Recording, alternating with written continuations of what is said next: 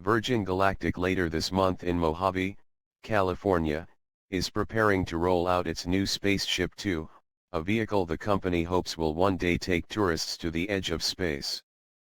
It comes roughly 15 months since an earlier incarnation was destroyed in a test flight, killing one of the pilots. Despite the setback, the dream of sending tourists to the edge of space and beyond is still alive. Space tourism companies are employing designs including winged vehicles, vertical rockets with capsules and high-altitude balloons.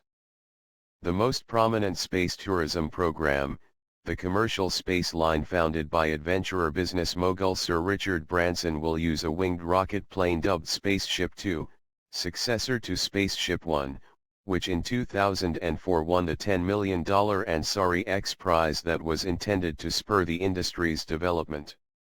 SpaceShipTwo is designed to be flown by 2 pilots and carry up to 6 passengers on a suborbital trajectory to altitudes above 62 miles, 100 kilometers, an internationally recognized boundary of space. Like early US X-planes, Virgin Galactic's craft will be carried aloft by another aircraft, called White Knight 2, and released at about 50,000 feet before its rocket engine is ignited for a supersonic thrill ride to the fringes of space and a view of the Earth far below.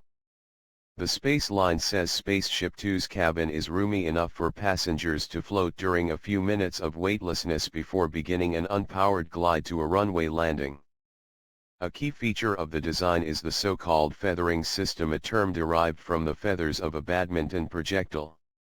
Twin tails extending rearward from the tips of each wing rotate upward as a means to slow and stabilize SpaceShipTwo as it re-enters the atmosphere.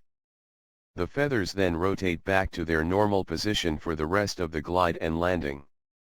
Virgin Galactic's first SpaceShipTwo was destroyed on October 31, 2014, when a co-pilot prematurely unlocked the feathers during a powered test flight and aerodynamic forces broke the craft apart.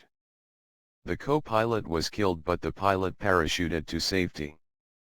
The company will roll out its new SpaceShipTwo later this month in Mojave, California, but the timeline for testing and commercial operation has not been released.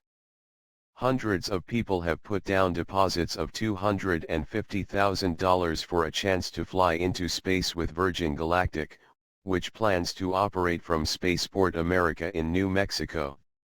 Blue Origin recently conducted a test launch from Texas in which the rocket dubbed New Shepard performed a vertical landing, slowing its descent by relighting its engine as it fell back to Earth. In January, the company launched the same rocket and it again landed intact. Blue Origin says that during flights passengers will experience a few minutes of weightlessness after the capsule separates from the booster. Passengers will be able to leave their seats and float about the capsule before a signal tells them to be reseated for landing. The company has chosen Florida for its base of operations. Details of space tourism operations have not been released.